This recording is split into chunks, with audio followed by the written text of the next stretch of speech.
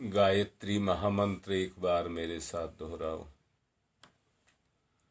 ओम भूर्भुवः स्वः तत्सवितुर्वरेण्यं भर्गो देवस्य धीमहि धियो यो नः प्रचोदयात्। जैसा मैं पिछले दिन से कह रहा था,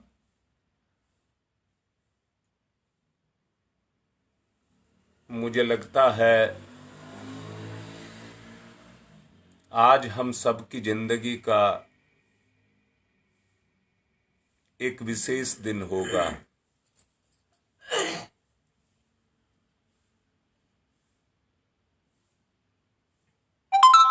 आज से साधना को नया आयाम दिया जाएगा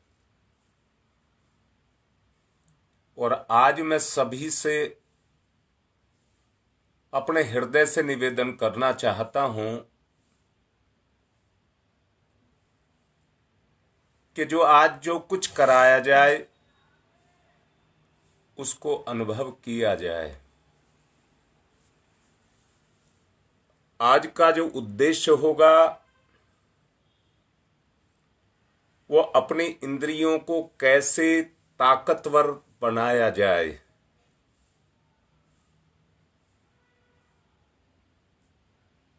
और एक सच्चाई की बात कह रहा हूं,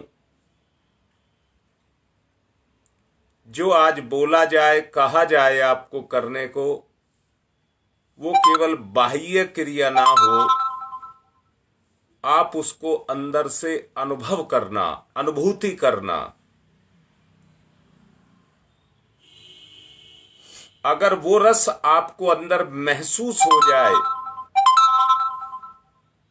तो जिंदगी में उसको छोड़ना मत, उस अनुभव को छोड़ना मत, उस अनुभव को लगा करके रखना। अनुभव के आधार पर तो सारी दुनिया चल रही है, उसी से तो धारणा बनी हुई है। हम उसी का ध्यान करते हैं जो हमारी आदत में छुपा हुआ है। जब कोई व्यक्ति, मान लीजिए एक लोभी व्यक्ति है, तो वो पैसे को कितना प्यार करता है, कितना प्यार करता है, और उसके रस को अंदर ही अंदर अनुभव करता है। अंदर से उसकी इच्छा भी रहती है। जो मैं बोल रहा हूं आप इस सबसे अनभिज्ञ नहीं है। अंदर से उसकी इच्छा भी रहती है कि वो चीज उसको और मिले। कोई व्यक्ति जीभ का चटोरा है तो वो स्वाद को बहुत प्रेम करता है और उसको अनुभव भी करता है। उसके कारण उसके मुख में लार भी आती है। अब मैं फिर से कह रहा हूं, एक प्रेम और भी है जिसको वासना कहते हैं। दोनों आपस में एक दूसरे को बहुत प्रेम भी करते हैं, परंतु इन सारों में एक सीमा है।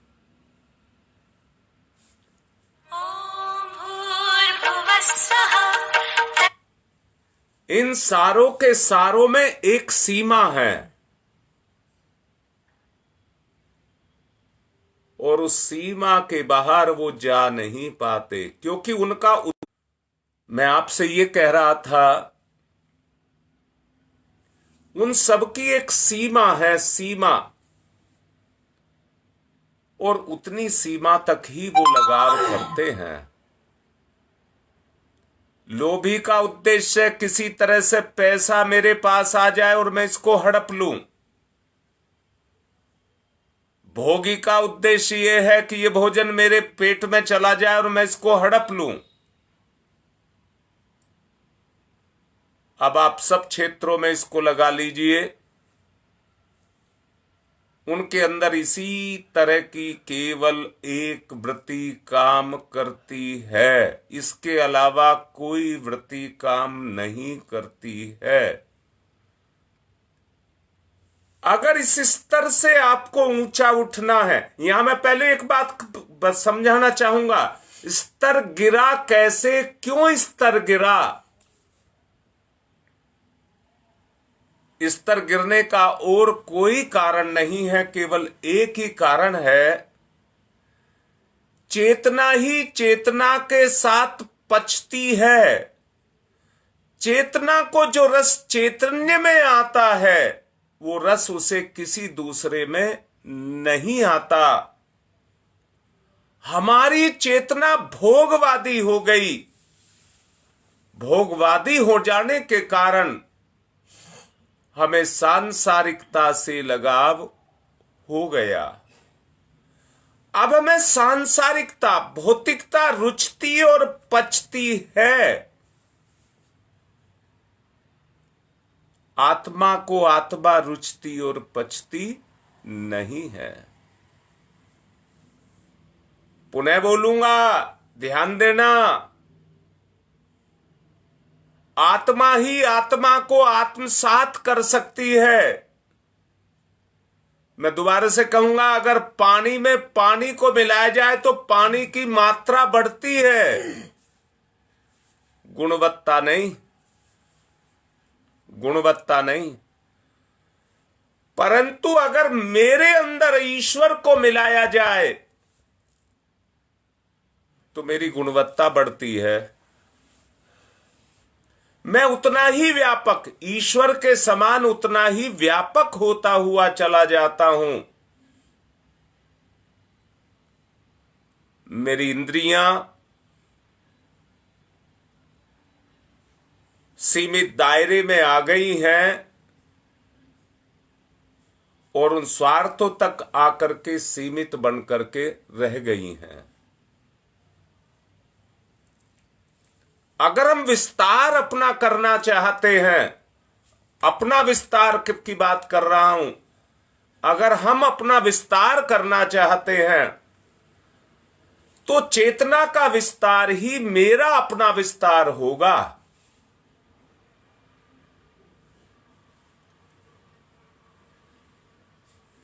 अब उस विस्तार को अगर करना है, मैं फिर से बोल रहा हूं,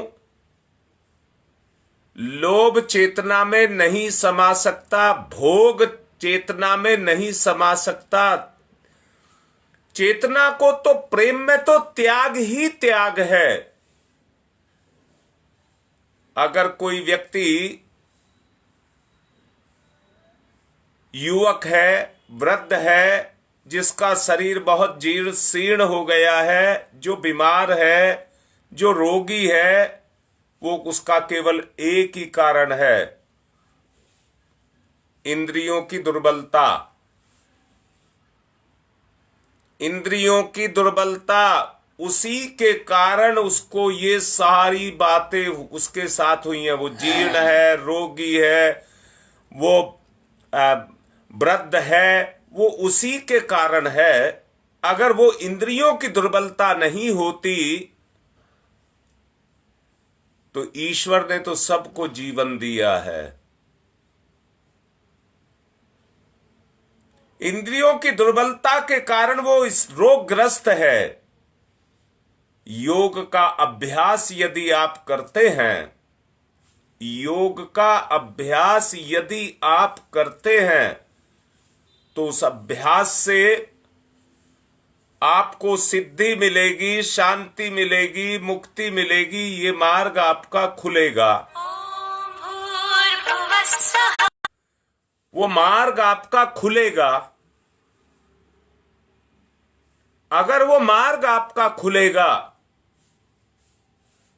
तो जितनी उसमें वो रुकावटें हैं, वो सब रुकावटें हटती हुई चली जाएंगी। जितनी भी रुकावटें हैं वो सब रुकावटें हटती हुई चली जाएंगी। अब सोचो, क्या वो मार्ग आपको हटाना है? अगर हटाना है तो उसका केवल एक ही रास्ता है, और वो अन्य कोई रास्ता नहीं है, ना कोई साधन है। वो केवल एक ही साधन है, आत्मिक प्रसन्नता। आज जो भी आप काम कर रहे हैं वो मानसिक प्रसन्नता के लिए कर रहे हैं, मानसिक सुख के लिए कर रहे हैं। जब ये आत्मिक प्रसन्नता आकर के बैठ जाएगी तो समझ लेना, वहीं से आपका संसार नहीं, जीवन की गति हो जाएगी। वहीं से आपके जीवन की गति हो जाएगी। योग संबंधी जो भ्रांत धारणाएं आकर के बैठ गई हैं, उनके निवारण के लिए ही पतंजलि ने 8 योग के जो सिद्धांत दिए हैं वो इसी कारण दिए हैं। उनके अभ्यास से जीव आत्मा का अपनी क्षमताओं का विकास करते हुए वो परमात्मा को प्राप्त कर सकें। इसी का नाम योग है, और इसी उद्देश्य को पूर्ण करने के लिए योग का निर्धारण किया गया है। छोटी सी बात कहकर के आज मेरा मन है कुछ थोड़ा सा अभ्यास कराने का। मैंने पहला बोला था यम, बहुत छोटा सा कहूंगा। यम का मतलब है उस असत्य को जिसको हम मानते हैं पर उसमें हमारी रुचि है, उसको हमको छोड़ना है। झूठ, फरेब, अन्याय का समावेश, चाहे वो हमारे व्यवहार के कारण, आपसी व्यवहार के कारण ही है, परंतु मुझे उस व्यवहार से बचना है। उदाहरण के लिए, मेरा पड़ोसी मेरे से ईर्ष्या करता है। मैं कह रहा था मेरा पड़ोसी मुझसे ईर्ष्या करता है, तो आपको नहीं करनी, आपको नहीं करनी। आपको अपना निखार करना है। जो मेरे स्वभाव में आकर के बैठ गया है, अब मुझको यम के बाद नंबर आता है नियम का। मुझे ये नियम बनाना है। यम और नियम दोनों आपस में जुड़े हुए हैं कि मुझे ईश्वर के रास्ते पर चलना है, ईश्वर के रास्ते पर चलना है। अगला है आसन। आसन का मतलब कहिए स्थिरता। आसन का मतलब कहिए स्थिरता। स्थिरता का मतलब कहिए शरीर में रोग से मुक्ति और मन में अभावों की मुक्ति। तभी स्थिरता आएगी, तभी स्थिरता आएगी। शरीर से रोग चले जाएं और मन से अभाव चले जाएं तो सुगठित और शक्तिशाली आप बन जाएंगे। आपकी अपनी शक्ति काम करेगी। फिर वस्तु की शक्ति और पदार्थ की शक्ति या व्यक्ति की शक्ति आपके ऊपर काम नहीं करेगी।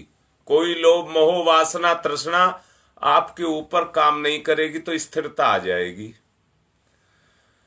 प्राणायाम का जो संबंध है, अगला जो क्रम है प्राणायाम, उसका शारीरिक आंतरिक चेष्टाओं से मतलब है। जो आंतरिक चेष्टाएं हैं, प्राणायाम के द्वारा हम उन विकृतियों को दूर करें।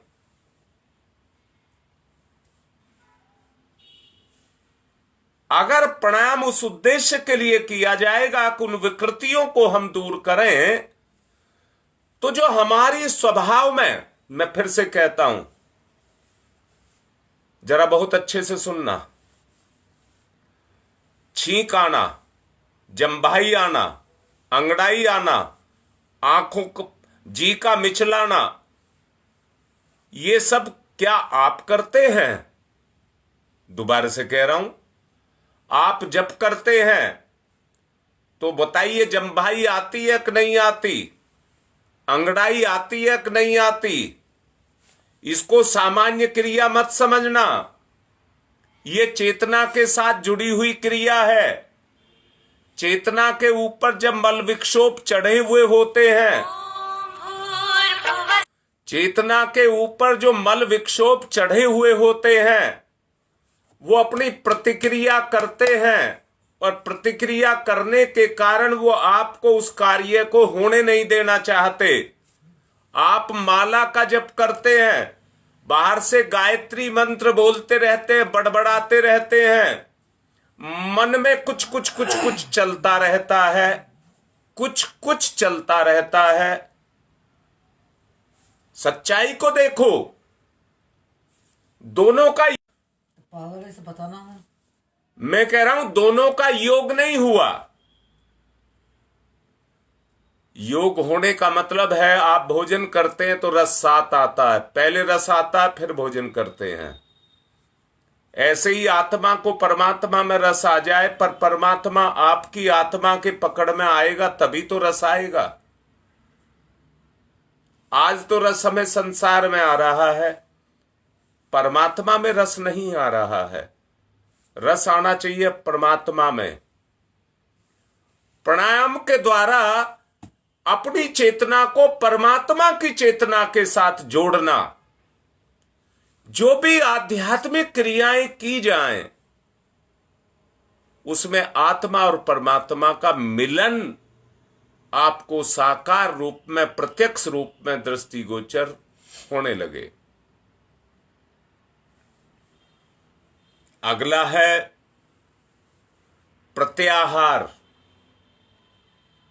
प्रत्याहार का मतलब है प्रत्यारोपण, बीजारोपण। धान की पौध तैयार करते हैं, मिर्च की पौध तैयार करते हैं कहीं दूसरी जगह पर, लगाते हैं दूसरी जगह। परमात्मा की विशेषताओं को हमको लेना है और लेकर के अपनी चेतना में उसका प्रत्यारोपण करना है। इसको प्रत्याहार कहते हैं। धारणा कहते हैं अपने आदतों में परिवर्तन, अपनी ही आदतों के अंदर परिवर्तन,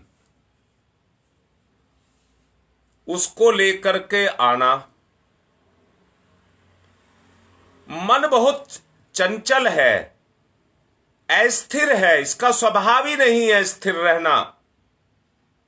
धारणा शक्ति के द्वारा मन को किसी एक स्थान पर रोक करके विशेष शक्ति को पैदा करना। कैसे करना? आप लोग समझना,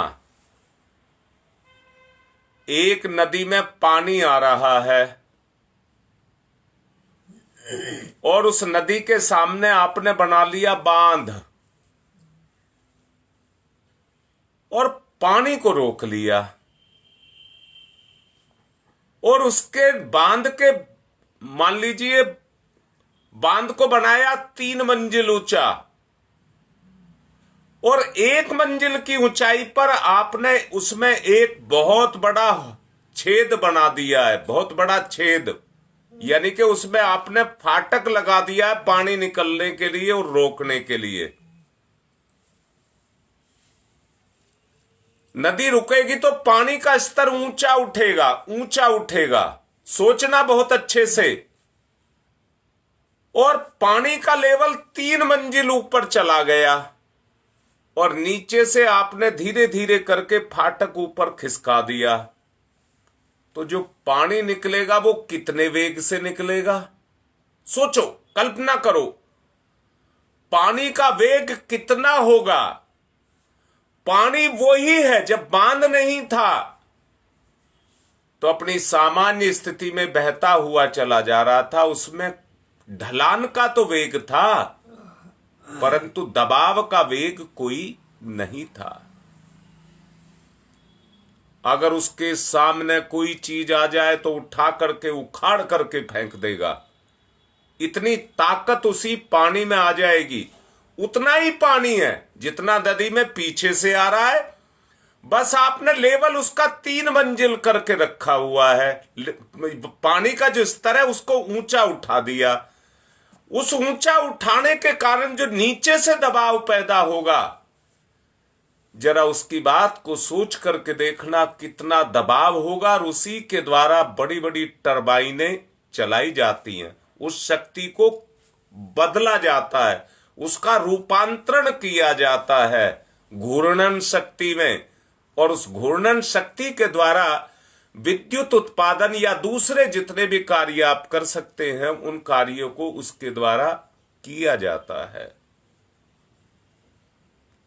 अब मैं अगली बात कहूंगा, आपको भी अपने, मैं ये कहूं, बहुत अच्छे से समझना, बहुत अच्छे से समझना।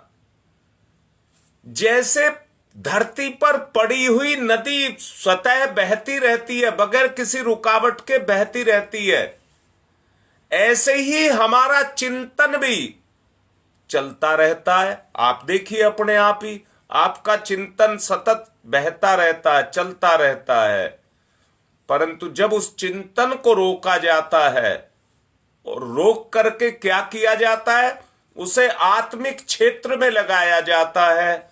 इसके लिए सबसे बड़ी बात जरूरी है, वो है संयम। संयम, अगर संयम आप साधना चाहते हैं तो संयम तभी सदेगा जब आपके अंदर, मन के अंदर वो शक्ति होगी कि अपनी वृत्तियों को रोक सके। जो उसकी अपनी वृत्तियां हैं उन वृत्तियों को रोक सके। मन की अपनी कमजोरी होती हैं, वो कमजोरियां काम करती रहती हैं, और उन कमजोरियों के काम करने के कारण,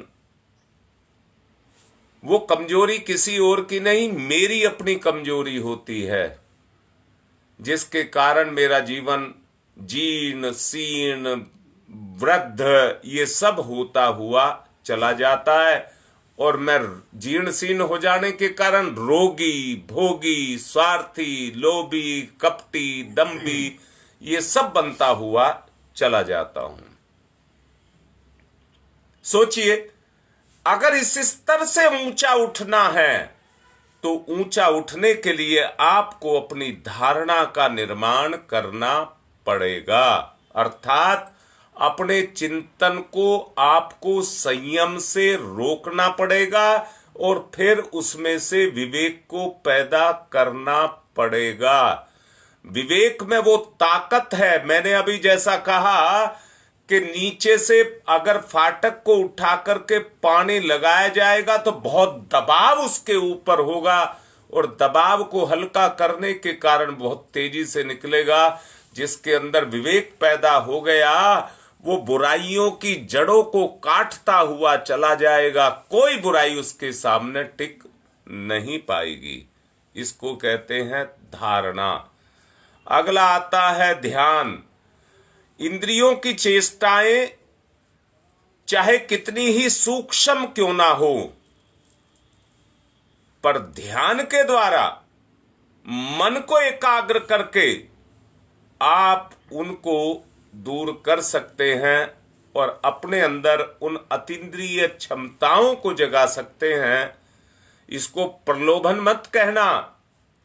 दूरदृष्टि, दूरश्रवण और दूरदर्शन, भविष्य का दर्शन, ये सब आपको होता हुआ चला जाएगा।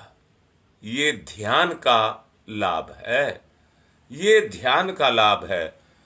और अंतिम को कहते हैं समाधि। इसको कहीं से लाना नहीं पड़ता, ये तो अपने आप आ जाती है, ये अपने आप आ जाती है। बस इन्हीं में ही काम करना पड़ता है। यहां मैं एक बात जरूर कह देना चाहूंगा, ये सब कुछ अपने पर निर्भर नहीं है, गुरु कृपा पर ही निर्भर है। जैसे बीमार व्यक्ति को डॉक्टर की और औषधालय की जरूरत पड़ती है, पढ़ने के लिए बच्चे को स्कूल की किताबों की जरूरत पड़ती है, ठीक इसी तरह से जीवन के स्तर में अपने आप को ऊंचा उठाने के लिए गुरु की आवश्यकता पड़ती है। आत्मिक क्षेत्र में अगर आपको ऊंचा उठना है तो और कोई रास्ता नहीं है, गुरु की ही कृपा है। जैसे भौतिक क्षेत्र में मां बाप की कृपा होती है, आत्मिक क्षेत्र में गुरु की कृपा होती है, जो आपको ऊंचा उठा सकता है। समय कम रह रहा है, छोटा सा अभ्यास कराने का एक मेरा मन है। धीरे धीरे बढ़ाऊंगा, धीरे धीरे बढ़ाऊंगा। मैंने कहा था हमारी जिंदगी का आज का दिन शायद एक इतिहास का दिन होगा। अगर आपने साथ दिया तो आज जिंदगी का एक इतिहास बन जाएगा। अनुभव करिए, जिंदगी क्षणभंगुर है। क्षणभंगुर से मतलब क्या है? जैसे कांच के किसी बर्तन पर कोई चोट पड़ी तो वो टूट टूट करके खंड हो जाता है और अपने आकार को मिटा देता है, टुकड़े टुकड़े हो जाता है। ऐसे ही जीवन भी क्षणभंगुर है। नहीं पता कौन सी घटना हमारी जिंदगी में आने वाली है जो जीवन की गति को रोक दे, हमारे आकार के टुकड़े टुकड़े कर दे। ईश्वर की तरफ से तो इंसान का 100 साल का नहीं 120 साल का जीवन बताया गया है। हर प्रकृति में हर जीव की अपनी एक आयु है। जीव की ही क्यों कहिए, मशीनरी की भी आयु है, पदार्थ की भी आयु है। आप किसी चीज को उठा करके रख दीजिए जिसमें जीव नहीं है, वो भी धीरे धीरे करके, क्योंकि उसके विपरीत जो प्रकृति के अंदर तत्व हैं वो उसके ऊपर काम करना शुरू कर देते हैं और अपना समय पूरा होने पर उसका अस्तित्व खत्म हो जाता है। ताजी सब्जी, ताजा आटा पीस करके खाया जाए, पोया जाए, सब्जी बनाई जाए तो उसका महत्व अलग है, और बासी को खाया जाए तो उसका अपना दुर्गुण है। जैसे कोई भी जीव जीवित रहते हुए अर्वाचीन बना रह सकता है, परंतु जीव के हटते के साथ ही वो खत्म होना शुरू हो जाता है, पुराना होना शुरू हो जाता है। ये जीव अगर ध्यान के द्वारा, धारणा के द्वारा परमात्मा के साथ जुड़ा रहे तो ये अपने कल्याण के मार्ग पर चलता रहता है। अब साधना करेंगे, एकाग्र होकर के, सावधान होकर के बैठ जाएं। जो बात कही जाए चिंतन के माध्यम से अपनी चेतना में उसके सुख को, स्वाद को, अनुभव को महसूस करेंगे। एकाग्र होकर के, ध्यानस्थ होकर के बैठ जाइए, ध्यान करिए, आंख बंद कर लीजिए, जीवन क्षणभंगुर है।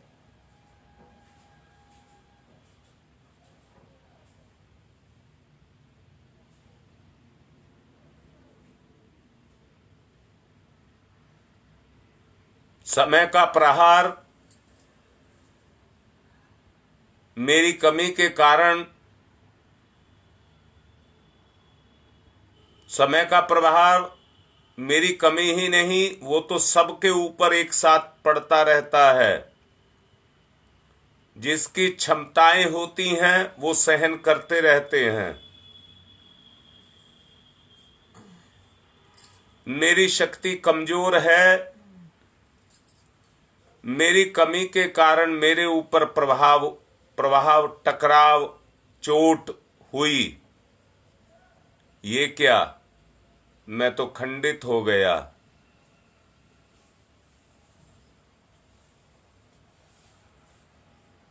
ध्यान करें, मेरा शरीर पड़ा हुआ है,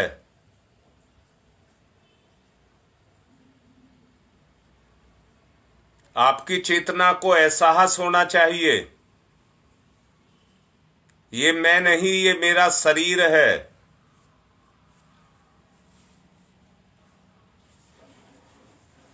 मैं अपने आप कभी अपना चेहरा नहीं देख सका, शीशे से देखा, परंतु अब तो मैं इसको साक्षात देख पा रहा हूं।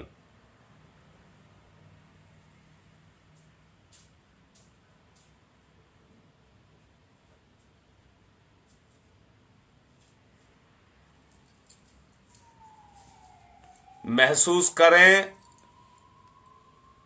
ये मेरा मुंह है। अरे, इसमें तो कफ लार थूक भरा हुआ है।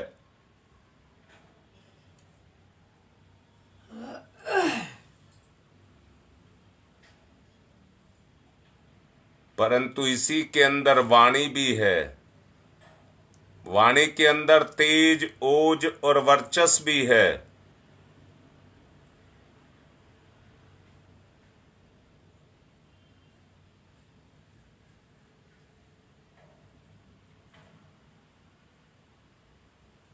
स्थूल शरीर में तेज, अचेतन मन में ओज और सुपर चेतन में वर्चस्व। परंतु मेरे मुंह के अंदर तो लार काम कर रही थी, स्वाद काम कर रहा था, विकार काम कर रहा था।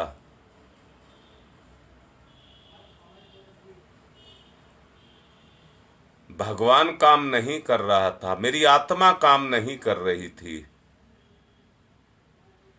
ओज, तेज, वर्चस्व में तो आत्मा है। मेरी लार के अंदर स्वाद है, संसार है।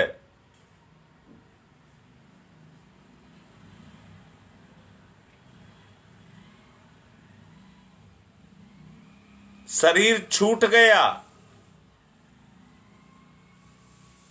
तो शरीर के साथ जितनी उसकी योग्यताएं थी वो सब खत्म हो गईं। अब तो केवल मैं हूं। मेरे साथ मेरा मन भी है। पहले मेरे साथ मेरा तन था, वो छूट गया। अब मेरे साथ मेरा मन है। परंतु मन के अंदर मन की रुचियां भी हैं।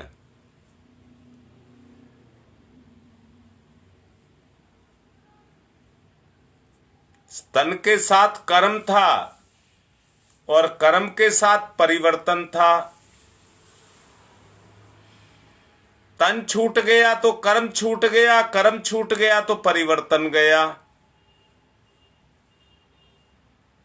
अब मैं सब यथार्थ को देख पा रहा हूं, सच्चाई क्या है। सारी सच्चाई मेरे सामने है, परंतु कर्म ना होने के कारण अब मैं कोई परिवर्तन नहीं कर सकता।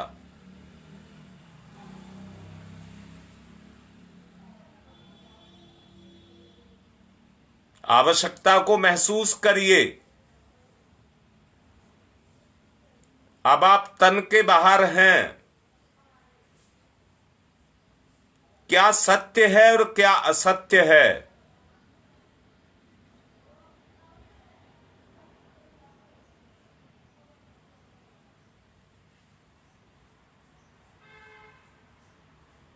अपनी ही इंद्रियों के ऊपर मुझे रोक लगानी पड़ेगी।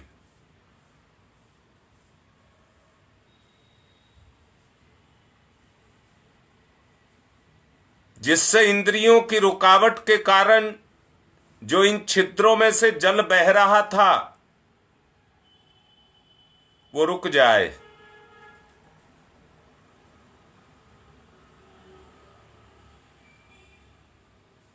मेरा स्तर ऊंचा उठता चला जाए। मेरी इंद्रियों में ताकत, क्षमता पैदा हो जाए।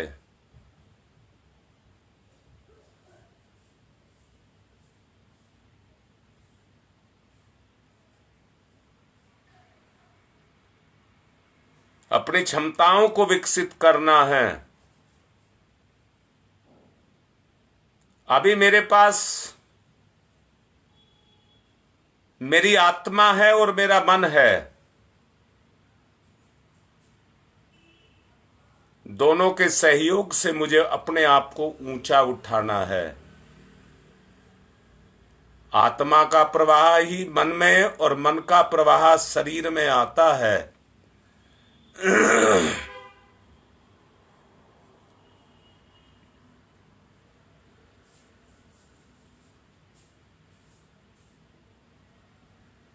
नदी को जिस तरह से जल राशि हिमालय से मिलती है, अगर बीच में उसका उपयोग ना किया जाए तो सारी फिर सागर को चली जाती है। जीवन के उद्देश्य को समझिए। आज से मैं इसका सदुपयोग करूंगा।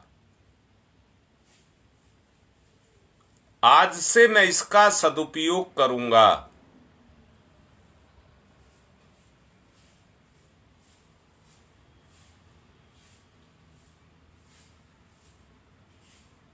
अभी जो अनुभव आपको हो रहा है ये बीजारोपण है। अभ्यास के द्वारा इस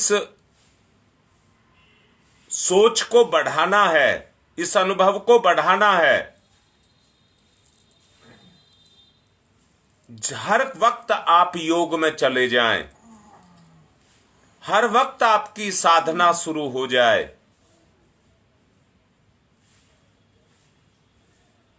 इसलिए अपने जीवन के स्तर को ऊंचा उठाना होगा।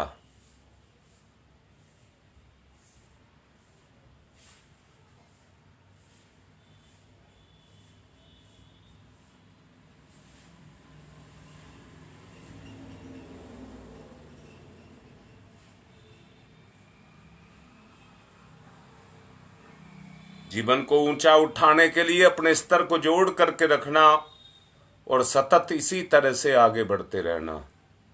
अभ्यास को आगे भी कराया जाएगा, आगे आपको बढ़ाया जाएगा। छोटा सा अनुभव कराया गया है, इसको मन में बसा करके, जैसे धरती बीज को अपने अंदर छुपा करके रखती है, वहीं से विकसित करती है, ऐसे ही अपने हृदय रूपी गुह्य क्षेत्र में आपको इस अनुभव को बसा करके रखना है। इसको ऊंचा उठाना है, बड़ा बनाना है। पिछले दिनों मैंने कहा था, एक सेब काट करके उसके अंदर से निकले हुए बीजों को आप गिन सकते हैं, पर एक बीज में कितने सेब छुपे हैं इसको नहीं गिन सकते। इस अनुभव का विस्तार करना है जो आज आपको कराया गया है। आज की बात को संपन्न करते हैं, कल फिर कराऊंगा। ओम शांति ही शांति ही शांति।